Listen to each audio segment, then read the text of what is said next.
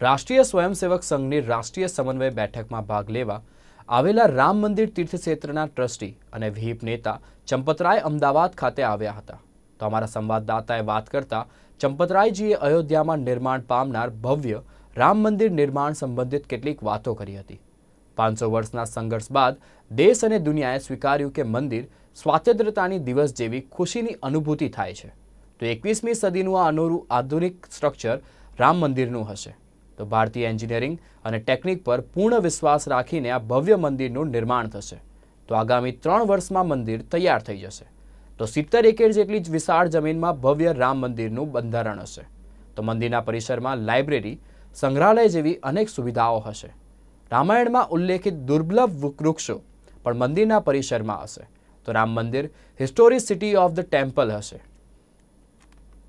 આપણી સાથે છે અયોધ્યા જન્મભૂમિ નિર્માણ જે ટ્રસ્ટ છે એના ટ્રસ્ટી ચંપતરાયજી, એમની સાથે આજે ખાસ વાત કરીશું અને જાણીશું જે અયોધ્યા ખાતે જન્મભૂમિ પર જે ભવ્ય નિર્માણ જે રામ મંદિરનું થવા જઈ રહ્યું છે એના નિર્માણ વિશેની વાતો અને સંઘર્ષની ગાથાના સાક્ષી રહ્યા છે ચंपतराय जी। એમની સાથે વાત કરીશું। चंपतराय जी, बहुत बहुत स्वागत है सबसे पहले गुजरात न्यूज़ में। जानना चाहेंगे जो वर्षों का संघर्ष है वो संघर्ष आज परिपूर्ण होने जा रहा है, कैसी अनुभूति है? आप सबको भी मेरा प्रणाम है। वैसी ही अनुभूति है जैसी 15 अगस्त 1947 को हिंदुस्तान ने की होगी। वैसी ही अनुभूति है जैसी कारगिल को वापस लेने के बाद की होगी। चंपतराय जी, बरसों का संघर्ष रहा, आतुरता से लोग पीढ़ी दर पीढ़ी राह देख रहे थे इस क्षण की। आज वो क्षण आ रही है, राम मंदिर का भव्य जो मंदिर है वो निर्माण होने जा रहा है। किस तरह की योजना है, किस तरह की पूर्व तैयारियां हो रही है, किस तरह की योजना परिषद और संघ जो परिवार है उनकी तरफ से बनाई, किस तरह लोगों तक पहुंचना है, उसकी क्या योजना है? इसका एक पहलू है इसके इंजीनियरिंग साइड।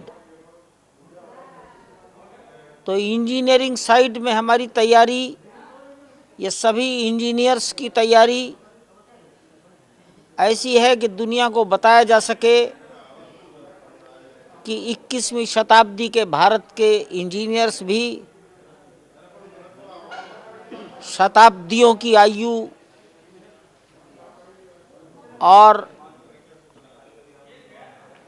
सैकड़ों मीट्रिक टन का लोड सहन करने की क्षमता रखने वाली नींव बना सकते हैं।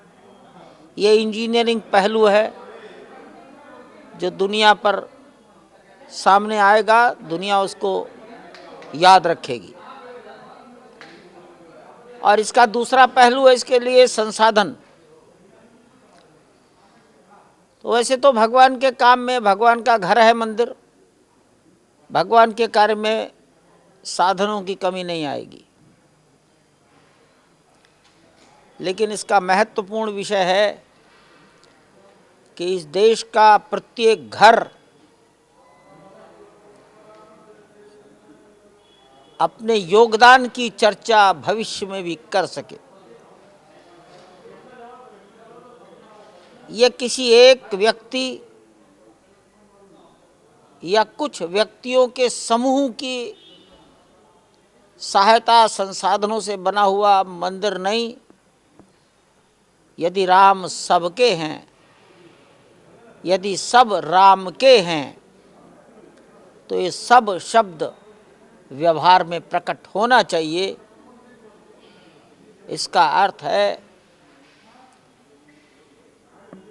अगर 100% आबादी तक हम नहीं पहुंच सकते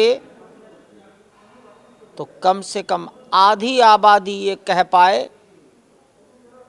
कि मैंने भी इस भगवान के घर निर्माण में कुछ न कुछ समर्पित किया है। ये योजना है। तो इंजीनियरिंग योजना और संगठन समाज की योजना। चंपतराय जी, कुछ फिजिबिलिटी को लेकर भी कुछ बाधाएं आ रही है, तो उसे किस तरह से सॉल्व करने की योजना है वो बताएं। देखो, अगर हिंदुस्तान के इंजीनियर समुद्र में सड़क बना सकते हैं, बम्बई में समुद्र में सड़क है ना, और अब बम्बई में समुद्र के किनारे किनारे समुद्र के अंदर दूसरी सड़क बन रही है। तो ये तो मिट्टी के अंदर नींव बनानी है। केवल विषय आ रहा है लॉन्गिटिविटी, आयु, और इसलिए आसानी से सब ठीक हो जाएगा।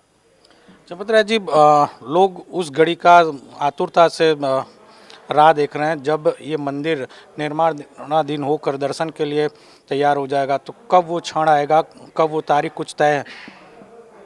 देखो, रामलला के दर्शन तो आज भी हो रहे। 1 जनवरी को 37,000 लोगों ने भगवान के दर्शन किए हैं वहाँ जाकर। औसत 10,000 12,000 लोग भक्त प्रतिदिन आ रहे हैं। अब इस 10 से 12,000 में 1,000 लोग स्थानीय होते होंगे, बाकी सब बाहर के हैं। तो ये दर्शन का एक पहलू है। आपका कहना है वो जो नया मंदिर बन जाएगा उसमें दर्शन, तो मैं समझता हूँ 3 वर्ष के अंदर, 3 वर्ष में नए मंदिर में भगवान विराजमान हो जाएंगे। चंपत राय जी, मंदिर का किस प्रकार का होगा, क्या क्या व्यवस्थाएं होंगी, तो कुछ मंदिर के विवरण के बारे में विशेषतर बताएं। ये मंदिर पत्थरों का है, जैसे सोमनाथ है, जैसे अक्षरधाम है, जैसे बालाजी है। ये गुजरात के मैंने 3 मंदिरों को मैं जानता था। ऐसे ही पत्थरों का मंदिर है।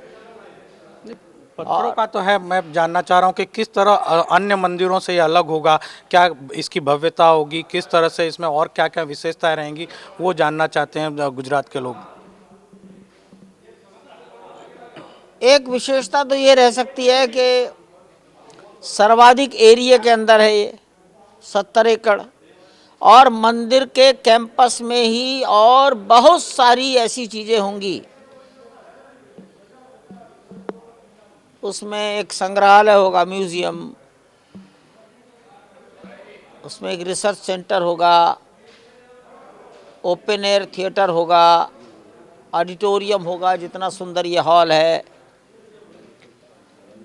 लाइब्रेरी, वाचनालय, तमाम प्रकार की चीज़ें होंगी। और सबसे बड़ी बात होगी, बहुत बड़ी हरियाली होगी। और वाल्मीकि रामायण में जिन वृक्षों का वर्णन आता है, उन वृक्षों को वहाँ पर उगाने की परिस्थितियाँ निर्माण करेंगे। अनेक बातों में ये अपने में अलग होगा। इस रूप में भी अलग होगा कि 500 साल के संघर्ष के बाद 21वीं शताब्दी की पीढ़ी में इसको समाज और दुनिया ने स्वीकार किया है।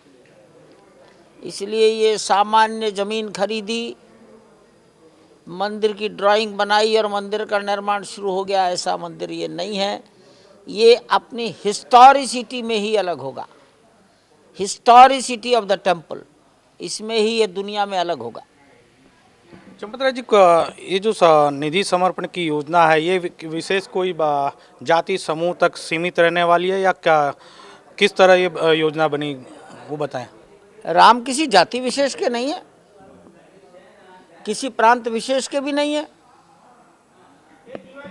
राम तो सबके हैं, तो इसलिए सबसे, सबका समर्पण, सबसे संग्रह, सबका सहयोग, इसको जाति, प्रांत, भाषा, ये विभाजन राम तो नहीं कर सकते, राम के भक्त भी नहीं कर सकते। धन्यवाद। આ હતા રામ મંદિર નિર્માણ ક્ષેત્રના ટ્રસ્ટી શ્રી ચંપતરાયજી, જેમની સાથે આજે વિશેષ વાત કરી ગુજરાત ન્યૂઝે, અને એમને વાતમાં જણાવ્યું છે કે કેવી રીતે ભવ્ય આ મંદિર નિર્માણ થવાનું છે, કેવી રીતે આની વિશેષતાઓ રહેશે, એ બતાવી છે। ગુજરાત ન્યૂઝથી હિતેન્દ્રસિંહ રાજપૂત।